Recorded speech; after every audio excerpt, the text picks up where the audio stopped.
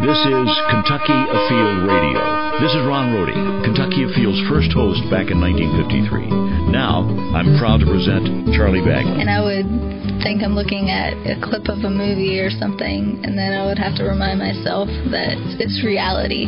I'm here. Those are the words of a junior member of an expedition to the Amazon rainforest, a long way from her home in northern Kentucky. But there, along with her dad and other scientists from around the world, she went inside outdoors to explore the wildlife, the waters, the culture of a faraway land. And our tale is next on Kentucky Afield Radio.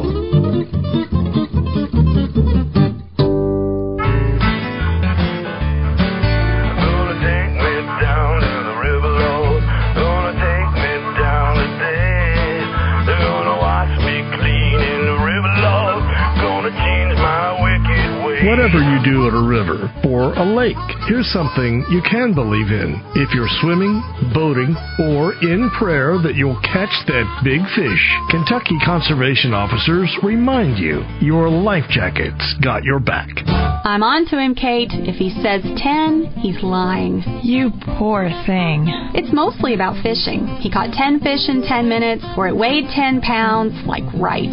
Well, what about when he says you're a perfect 10? Did I say it's mostly about fishing? Your Kentucky Department of Fish and Wildlife reminds you, fishing's not about math. It's about fun. And fudging a little if you need to. Kentucky Fishing. Be honest. It'll make a liar out of you. Welcome to Kentucky Afield Radio. My name is Charlie Baglin, and sometimes we all need a change of scenery, and for good reason. Travel and adventure stimulates us. It opens our minds. And that's advice we give to kids in the family, too. Do well in school and see the world. Experience how the other half lives. Don't be a homebody. Go see, do. Hear different music, maybe hear a foreign language, eat different foods. See birds and trees that are different than what's in your backyard. Get out of your shell. It is a small world, after all. A dad and daughter duo took this to heart. She is a 15-year-old middle schooler from Fort Thomas, Kentucky. And in January of 2015, she and her dad took an opportunity to join a river research expedition with scientists from Russia, the U.S., and some other countries to the Amazon basin of South America. It's what we call the rainforest. I have read her account, and it's gripping, and we get to talk about it this hour. Emily and Dr. Joe Flittermarsh, welcome home. Thank you. Thank you. Do you travel much, Emily? Not a lot. But when you do it in grand fashion. Yeah, that was actually my first out-of-the-country trip. The trip to South America, that was about science. Absolutely. The trip started, I talked to both kids, said, I want to take you one place that you really want to go before you graduate high school. And I barely got the sentence out before Emily blurted out Amazon. And not Amazon.com. No. But you get the idea now why Amazon.com took the name Amazon, because it's so big. It's so big. Definitely. And so Emily chose Amazon. Is Adam, he chose Europe and Italy? He chose Europe, and but after seeing some of the pictures we took on this trip, and also the stories, he's somewhat swinging more towards wanting to go to the Amazon himself. There you go. I've not been to South America. It looks for me like where you were in the basin and on the river you were, was that like right on the equator? We're south of the equator, but it's not real far. We actually flew into Manaus, and we went up the Amazon, main stem of the Amazon a little bit, but then we came back around and went up the Rio Negro. And one of the big advantages of staying on the Rio Negro is the pH of the water is so low that you really don't have a lot of problem with mosquitoes and other biting insects. Okay, the pH, I've done the show a long time, the pH of the water is so low. What's that mean? The chemistry, the mosquitoes can't live in the water. That's what we need here. Can we do that? Is that a doable thing? It would change the species. No wonder you want to go to the Amazon. I wish. So if now we're talking about the food chain. If there's no insects, then are there bats? Are there moths? Are there flying insects? Yeah, but they're not. There's a lot of wasp, and Emily's got a story about wasp, actually. There's some parts of the river where there's a lot of wasp, and on the upper deck of the boat, for example, we had a lot of banana plants hanging there for potassium because it's so hot, and the wasp are all over that. But there are also wasps that are out at night, and Emily had a little encounter with some of the Amazonian wasp while we were down there. We were out collecting fish samples. And stingrays, Yeah, stingrays and bugs and everything in the water. And I felt something fly up my sleeve. And what was it? It was a wasp. It was huge. And about a second later, I felt a sting right under my arm. Brutal? Yeah, very painful. Once is enough for that. Yeah. This was a scientific type of trip you were on. It wasn't just for cruising and sightseeing. Yeah, it wasn't a scientific expedition, like a funded scientific expedition, but most of us on the trip are scientists that work on rivers and streams or wetlands around the world, and over half of the people are people that I've worked with in different capacities, either with my work with the federal government or I've written manuscripts with them.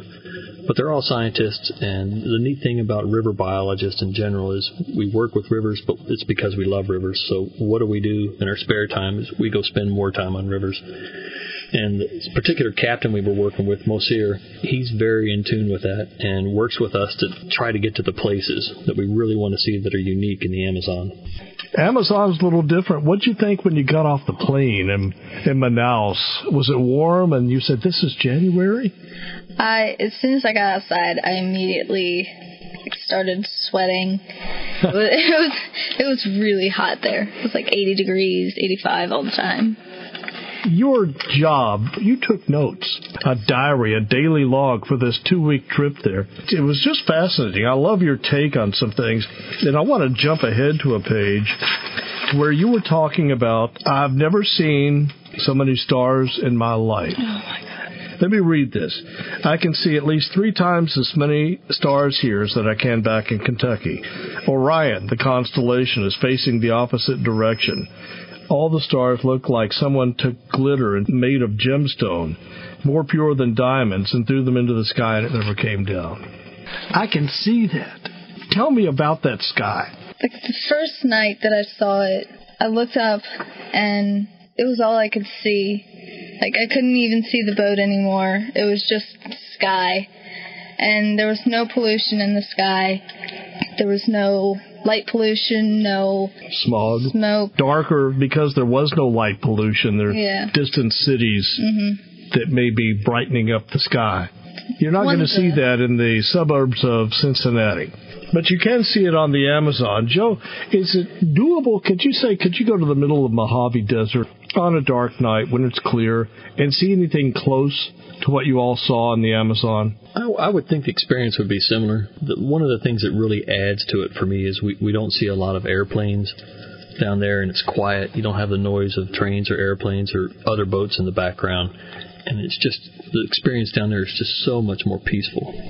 And the stars, like Emily was alluding to, it captivates you where you can't look away. It just pulls you into the sky. How many people were on this boat with you all? 20, 25. Yeah. Mostly scientists? Yeah. And you were studying, was it water quality? Was it fish, wildlife, what? Most of us are involved in water quality or fisheries for a living.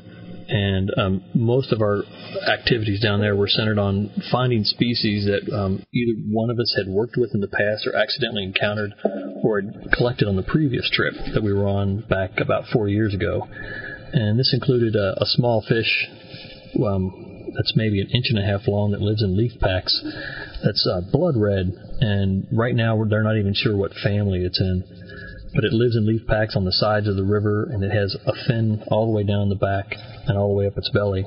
And it looks unlike anything I've ever seen. Is it like a frankfurter with a fin? Yeah. Well, there's actually another fish we were trying to collect this trip, which does look like a frankfurter with a fin. It's called a muckfish, and it lives inside of logs, rotten logs, on the banks of the river. And the only way we've ever collected them is to basically take these logs and rip them apart, and they're living inside this rotten wood. We've never captured them or collected them outside of a piece of wood, but they look like a little cigar. Anything at all like that in the United States or in Kentucky?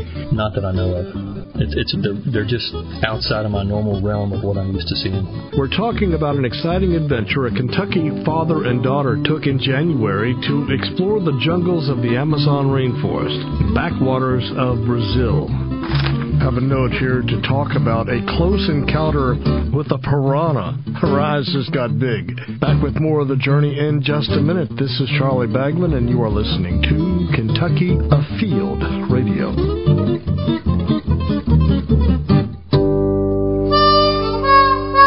Charlie Baglan back on Kentucky Afield Radio. A wise man once said, "Don't tell me how educated you are. Tell me how much you've traveled."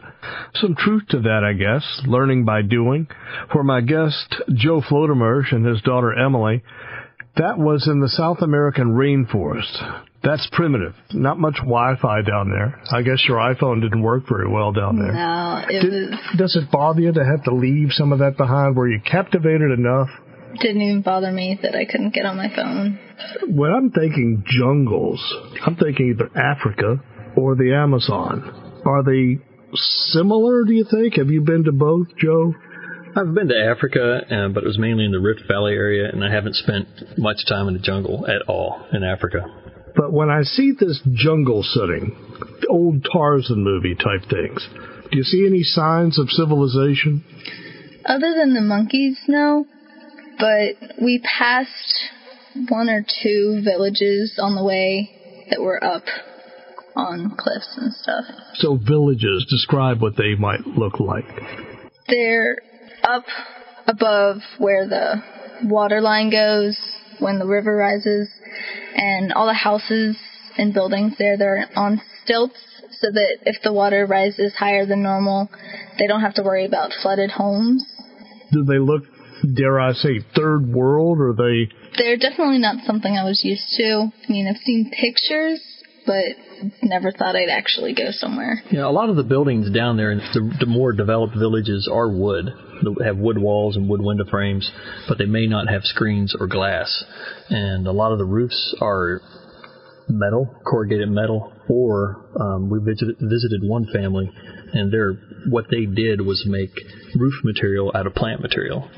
So it was actually just greenery on the roof, and as it dried, it became more waterproof. It's all weaved together, so nothing came apart when it dried or anything. And apparently it works. Yeah. What did you do there on a daily basis? You'd crawl out of bed or out of the hammock in the morning. Were you out there physically looking for these muckfish and the other fish yourself? Yes. To do that, could you just be in a swimsuit and flip-flops, or what did you have to wear? Had to wear long pants so we wouldn't get bitten by bugs or fish. We went snorkeling a lot. When we were snorkeling a lot, we would see different species and a lot of tropical fish that you would normally see in tropical fish stores. And one of my favorite things that happened in the Amazon is we were swimming around photographing different species of fish. And Emily was right next to me. I was taking pictures, and she was taking pictures. She was shooting video, actually, and I was taking pictures. And I turned to get Emily's attention to look at a beautiful little hatchet fish that was right in front of me, and it was staring in my goggles. And when I turned, all I saw was her feet paddling away fast. And I thought, wow. What was after you? I was taking this video, and I was looking at the screen, but it was a beautiful fish. It was about the size of a small plate, maybe for a side or something. And I stopped taking the video. I looked down at the fish and realized it was a piranha. Oh. And I didn't even think twice about it. I just took off towards shore and back to the canoes that we took there. So you outswam the piranha. I hope so. I hope it wasn't following me. Apparently so, because you got back, she did have all her toes. Yes. Yes. Okay, because you said you saw her feet, but it wasn't missing anything. Nope. Now, was this one of those dangerous... When I hear piranha, I think you stick your hand in the water, you pull it back, all you've got is your wrist. Do they really devour what they're going to eat like that? From what I understand, I've never had an issue or known anyone who's had an issue with piranhas. We've swam with them before. We catch them. We swim them. We see them every time we're down there. But the only time I understand it's an issue is when the water's really low and fish have exhausted other food resources. Then if you put something in there, it could be an issue. And even then, as long as you're moving, the people down there say they're not a problem. But they're actually very fun to fish for, and it takes a very quick hand to catch them, and we spend a lot of time fishing for them, and they're actually quite tasty. Are they fruit-eating or flesh-eating? There are some species of, like the pacu, which you see in some pet stores around here, is actually related to the piranha that we see in movies with the teeth. So there's some that are more fruit-eating and some that are definitely much more meat-eaters. And in fact, when we were fishing for them, we would fish with a small piece of meat. And you'd wind up, I was reading in your diary, Emily, that you would do a lot of fishing. And every day. You fed the piranhas well down there. Do you fish for fun here in Kentucky? Yes. Bluegill and bass. Is this like farm pond fishing, or where do you fish? Really anywhere that we've heard there are fish to fish for. So you're not a stranger to fish. You did a lot of fishing there. There was a fish there that you showed me a picture of a little while ago called a peacock bass. Peacock bass. Can you tell it from your regular bass you might find in Kentucky water? Does it look similar? Not at all. It's got this rainbow color on the side. Got a whole mixture of different patterns on it, but the main feature on them are 3 black stripes that go down it vertically. They're about 2 inches wide, and they're really bright. It's not like they kind of mix in with the colors. Looks like someone took a rainbow and just stuck black patches all over it. I hate to bounce around, but I've read this diary that you sent, and talking about rainbows. You said that you would see the most brilliant colors along the Amazon, like the morning sunrise was beautiful, but it couldn't compete with the sunset. And you talked about a rainbow. Tell me about that rainbow. I was fishing, and I look up, and this rainbow, you could see like 2 more colors than the rainbows that I've ever seen in Kentucky. Whenever I see a rainbow, it's normally red, orange, yellow, and maybe green. But there was a pink at the end of the rainbow. So it was red through purple and a pink, which I didn't even know you could see in a rainbow. So pink and purple were the 2 additional colors that you could see? Blue, pink, and purple, yeah. I had to Google that and found an image, and I said, you can't, and I've never seen that. Have you seen that, Joe? In Europe, I've seen more of the purplish color, but I've never seen the pink outside of South America.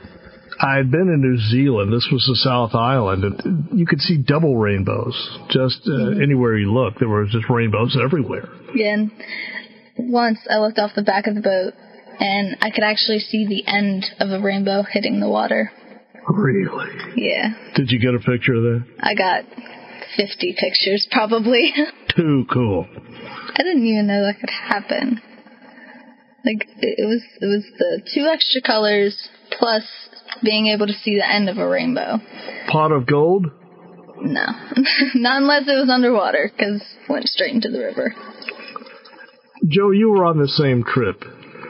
And while this wasn't your first time down there, the first time you were there, did you have that same kid-like enthusiasm when you would see things and experience them for the first time? I'd actually say it was more like that this trip, because my first trip, one of the hardest things was to really be where I was.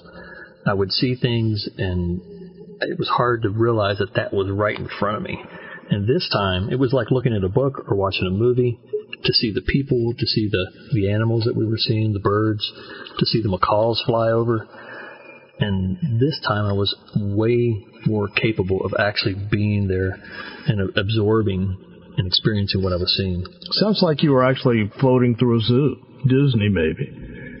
Is it that type of environment? Instead of it being fake, it was the real deal? Yeah, I would look around and see parrots flying over, and I would think I'm looking at like a clip of a movie or something, and then I would have to remind myself that no, it's reality.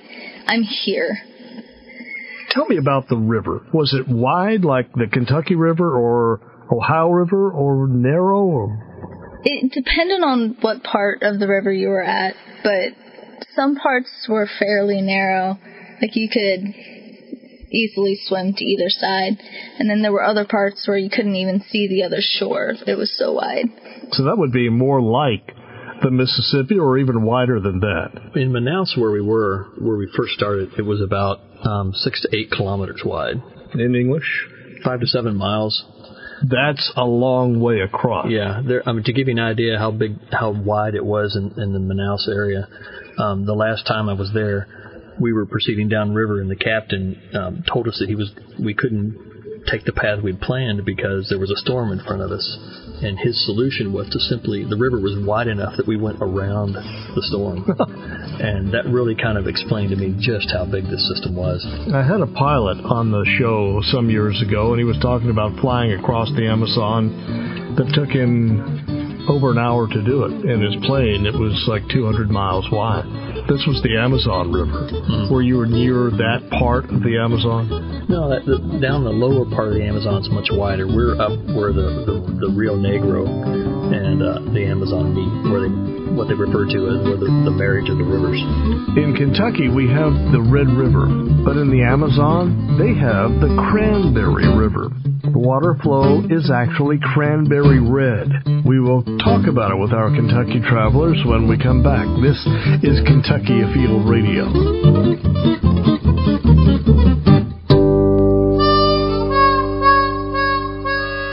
This is Kentucky Afield Radio. I'm Charlie Baglin. And listen, if you'd like to share this program, please do. If someone can hear it and say, hey, I can do that too, to get someone else fired up about traveling and seeing and saying, oh my God, I can do this. Put it on your Facebook page. Email it to someone at school. You can find the link at youtube.com. Just put in Kentucky Afield Radio. We are also a podcast on iTunes, and look for us too on myhuntingandfishing.com. More about our trip to the Amazon and feeling on top of the world in the middle of nowhere. After the fishing report. Hi, this is John Williams with the Fish Report for Southeast Kentucky. At Cedar Creek Lake, our Krill Clark reports bass are being caught on jigs and crankbaits. Also, some being picked up early and late on buzz baits. Seem to have scattered a little bit more, but still good catches of bass happening there. Crappie are a little bit deeper, 8 to 15 feet around structure on jigs and minnows. Bluegill fishing's picked up. They're real shallow. Small spinner baits, they're picking up a few bluegill. Also, live bait works there. Catfish are being picked up on chicken livers. Elsewhere in the district, chow cats have been stocked at Brickyard Pond, Fiends Lake in Knox County. Those are being caught on chicken livers, stink baits, and night crawlers. Also in the district, good time for a float trip down one of our major rivers like Upper Cumberland or Rockcastle River. You can catch a variety of bass on either small spinners, crawdad imitating crankbaits, or live bait. So as always, good luck, good fishing. This is Tom with your fishing report from the Northeast. With June getting ready to settle in, the big story for us is bluegill and red ear fishing. We observed numerous red ear sunfish on the beds at Lake Reba in Madison County, around 2 foot of water and on pretty much every bank that's away from major fishing pressure of the park.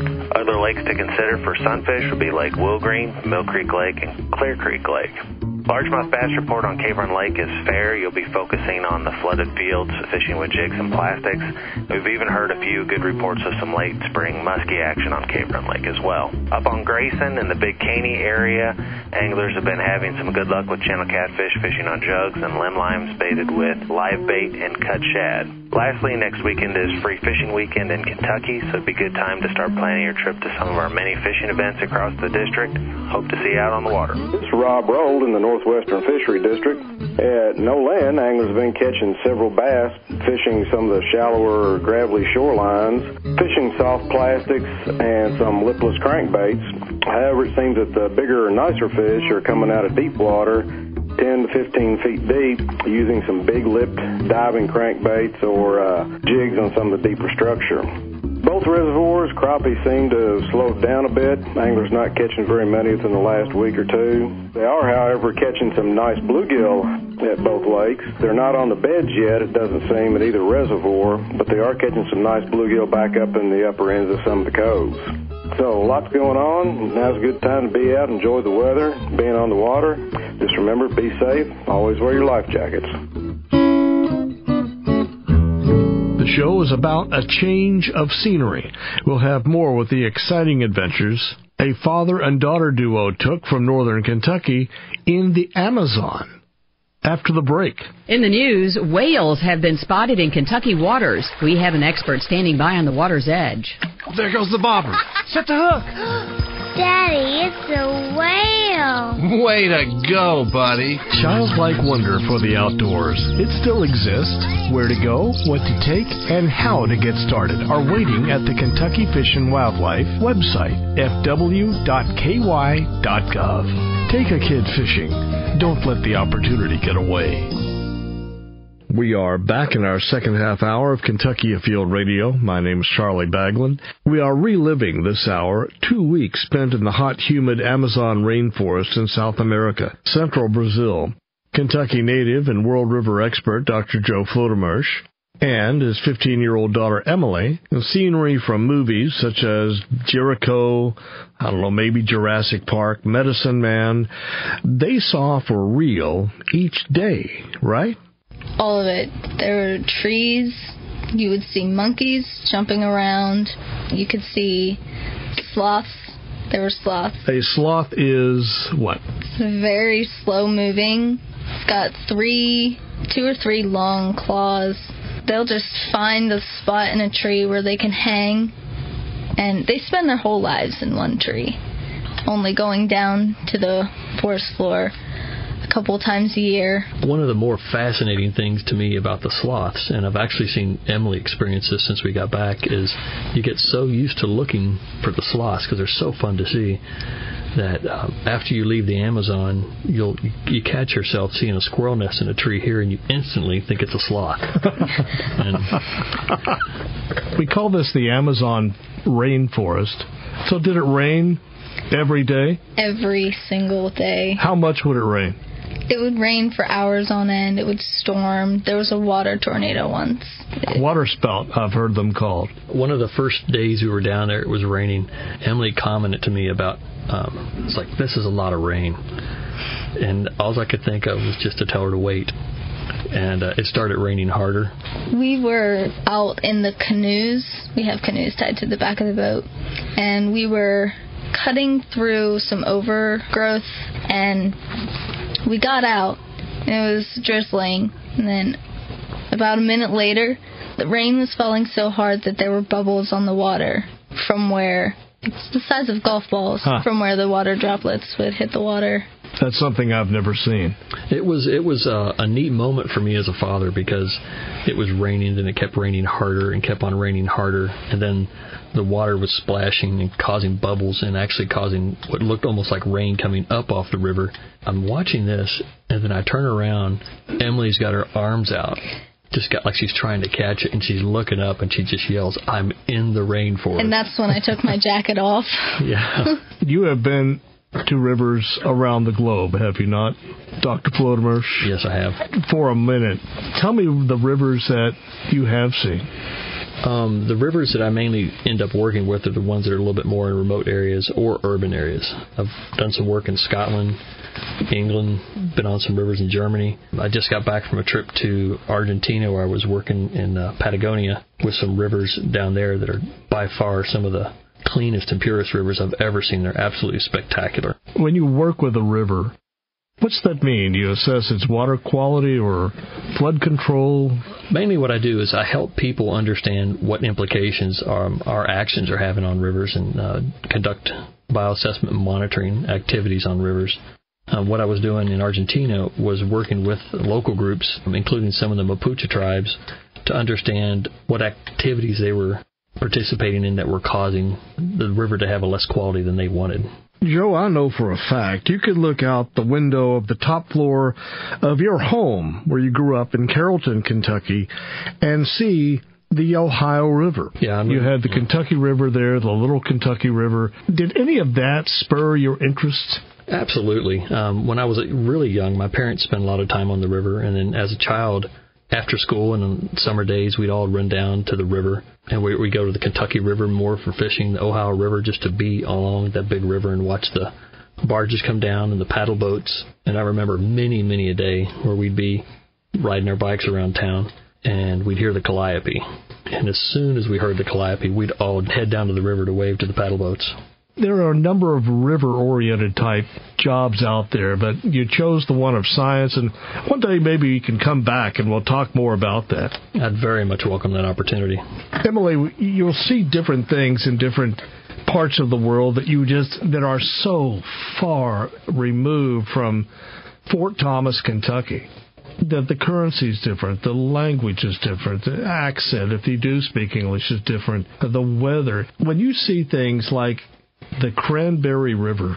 The Cranberry River, it's not a very big river, but the color of the river, it changed almost immediately when we went from the Rio Negro to the Cranberry, and it's legitimately the color of cranberries. It is so red and so clear. You can see, it's only about 4 or 5 feet deep, but you can see the bottom clearly, and all the fish there, you could see them swimming in front of you. Would it stain your clothes? No. Was there something about it chemically? Was that a decomposition of leaves or wood or what? Yeah, it was red because after all the years of just the leaves coloring it that way. So its normal flow is cranberry color. Mm-hmm. Is this year-round? Yes. It's not just a seasonal flow. Right. And on this river, there are huge piles of foam everywhere. Why is that foam? It's from, there are a lot of little waterfalls on it, and it's from just where the water would flow, and it would make bubbles as it was falling, and then it would get pushed up along the shore, and then it would just build up and build up. Like soap suds. Yeah, it was about 1 foot tall, and there was one part, it was like 10 feet in diameter, just a big pile of foam. If somebody saw that in Kentucky, they might say, that's pollution. Is it natural there?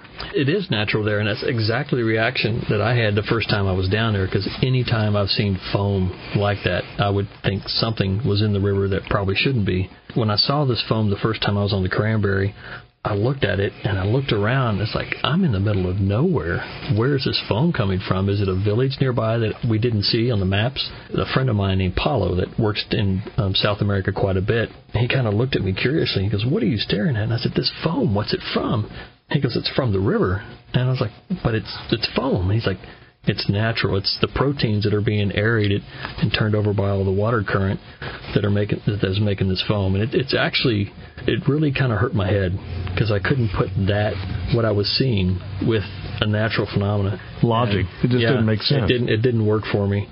And I'd have to add that Emily found the foam fascinating, and she had much of it in the boat, and she had it on her hair, she had it on her handfuls of it, just staring at it, because it was just not something that you would naturally or normally expect to see on a river. It's really an interesting thing. You know, somebody could come here, somebody your age, Emily, from Brazil, and you could show them Natural Bridge. You could show them Cumberland Falls. They could see the Moonbow and Great American Ballpark, and they couldn't believe what they saw. Do they appreciate what they have, or is it just so everyday? I personally think that they don't appreciate it as much as someone from a city might, because they're so used to it. When I went down there, I would see these people, they would use things ways that I would never think to use them. At one point, I saw someone using a machete to prepare food. I mean, the machetes, they would use them for everything. They would prepare food, they would tend to fires, I guess you could hack your way through vines with the machete. That's what we think of in Kentucky, but machete has a lot of versatile uses, more of a universal kind of a tool there. Yeah, I would definitely say that she was fascinated with the use of the machetes, to the extent when I said, I want to buy you one thing while we're here in the Amazon. And we went to some art places, local artisan booths, and had wonderful sculptures and different things that were woven. I think this would only happen with my daughter. She goes, I've got to take home a machete. So we had to find a store, a hardware store, and she goes, I don't want a decorative machete. I want a machete like they're using.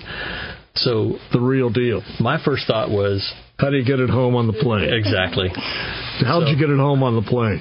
It was in my suitcase. I talked to the people at the airport, and I said, look, I've got a machete in my suitcase, and it's right here with my fishing rods. Is that a problem? And since it was checked luggage, it was not a problem, but it was definitely something for me to be concerned about. Sure. So you have that machete now? Yeah. What do you use it for? Everything. Do you butter your toast with it? Well, not necessarily. At the moment, it's sitting on top of my piano. Back to the subject of fishing. So there were fish there. You caught bass, a peacock bass. What about catfish? One of the days we went out pretty early. No, it was kind of late at night. And we'd been out for couple hours, nobody had got a bite, and all of a sudden the reel would click. My reel was clicking, and this catfish took off with my line. About 20 seconds later, line went slack. Like the line had broken? Yes, it was one of the most upsetting moments of my life, because afterwards Paulo told me that it was probably a 50 or 60 pound fish. So you didn't get it back to the boat? No. And then that same day, we went out fishing again. I caught another catfish. Only this time I was able to bring it to the boat. And there was no warning whatsoever of it taking the line. It took off with it. There was no... Did it yank the pole out of your hand? Almost. And got it back to the boat pretty quickly. It was 17 pounds. Did you eat the catfish? Yes, it was delicious. On this boat, were you reliant on catching your own food for the day, or was it... The boat was pretty well stocked, but most of our fresh fruit, vegetables, and I'd say almost all of the meat that we had was stuff that we had caught or traded locally with people that along the river or that came up alongside of our boat when we were going down the river. Quite often we'd be proceeding upriver or downriver, and little canoes would come out from the local villages or out of nowhere. They would just show up and pull on the boat, and they may want something we had on the boat like sugar, and they would trade for some local produce or fish that they had collected. We have pictures of the adventure on our Facebook page. Just go to Kentucky Afield Radio in the search box at Facebook, and you will see a lot of what we're talking about this hour. Back with our final few with our guests Joe and Emily Flotemersh, a Kentucky girl in the Amazon, after the break. This is Kentucky Afield Radio.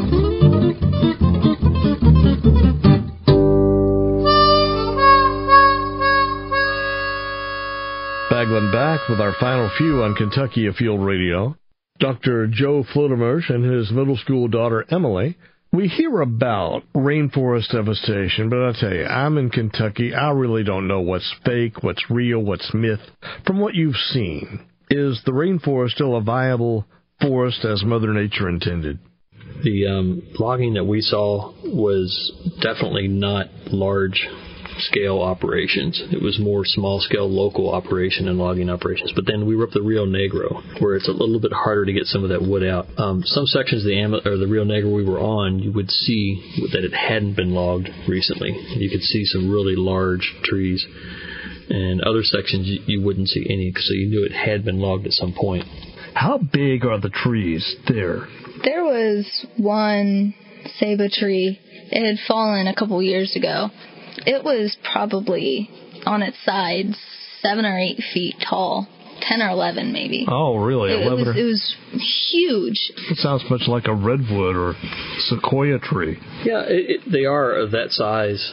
You saw a lot of wildlife down there. I was taking notes just by looking at your diary. Striped fish. We have striped bass here. Catfish, osprey, herons, and geese. Did you see much of the wildlife there that you would here? The difference was all the animals that I saw there that I would see here. There were tons of different types. Like here in Kentucky, I know of the blue herring and maybe one or two others. And then there, each day I would see a different species of heron or a different species of kingfisher. It was just every day I would see a different family of something. The story you wrote about here about the geese, they would fly a foot above the water. There were like thousands of them. Tell me what you saw. I saw this group of geese fly over pretty close to the water, and it was like it didn't end. It just kept going for a good 10 minutes, and there were geese covering the river from shore to shore. I can see geese in the air, but not a foot above the water. Just this cloud. You were far-flung, far away from civilization. If you needed help, medical help, were any of these things available? There was a plane that we could call if something, like if there was an emergency, but it would have taken 4 or 5 hours just to get up there. The Amazon basin, if you overlaid that on the map of the United States, about how big would it be? When I look at the Amazon basin on a map of South America, it's a major chunk of South America. I would say it would cover a good portion of eastern United States. It's just fascinatingly large. It looks like it takes up most of the top half of South America. Yeah. Sounds to me like you need to go back. I think so, yeah. If somebody wanted to do this or send their kids, or kids who did want to go, is it an easy thing to sort of get on the web and say, I can make this happen for my family? Now, one of the things that fascinates me about the Amazon and other places like that is, I think growing up in Kentucky, I thought a lot of these things were really out of my reach. And they're really not. And for students and younger people, trips to the Amazon, there's regularly student-level trips going down there. A lot of universities offer classes on Amazonian science or waterfowl or water aquatic biology in the Amazon. But yeah, it's really accessible for students. If they're at college and they're at a college that offers these classes, there's classes all over the world. One of the river trips I've taken in my life was I spent a week in Grand Canyon in northern Arizona. So you have the Colorado River cutting through there. You pretty much forget that there is a rest of the world. You don't need your telephone. You don't need your computer. You just need what's there. A good buoyant raft. That certainly sounds like where you were, that type of setting. Have you ever been in any situation as remote in your life? Definitely not. I checked my phone maybe a total of 4 times while I was down there.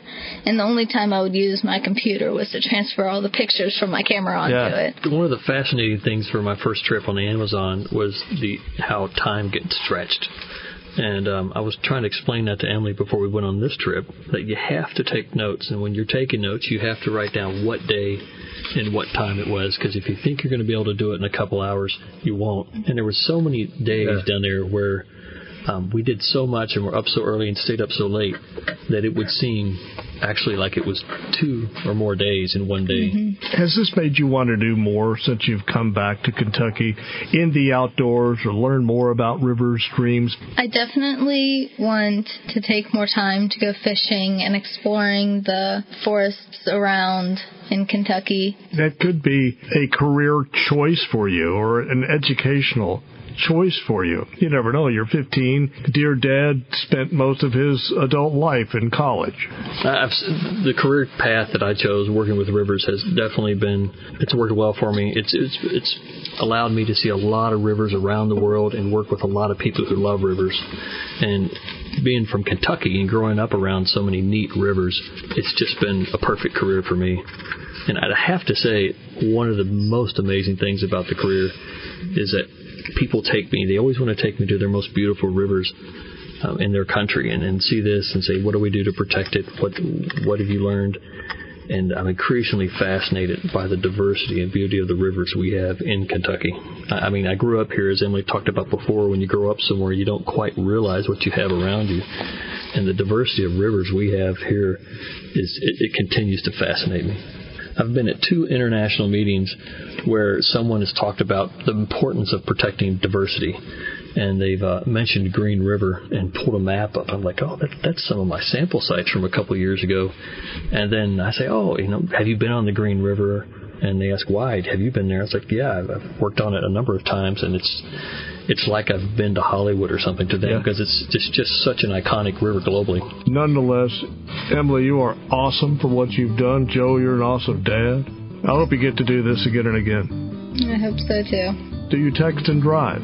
I don't drive, so... No, there's a definite no. And so, Dr. Flodermotion, you do not either, right? If I'm in the car and my phone goes off, it's usually my daughter checking it for me, if anything. Gotcha. All right, well, that's good. That's smart. Well, thanks a million. It was great being here. Thank you. Thank you. Again, go to our Facebook page, Kentucky Afield Radio. Pictures, you got to see it to believe it. We are out of time, unfortunately. This is Charlie Baglin inviting you to join us in a week, and we will go inside outdoors again here on Kentucky Afield Radio.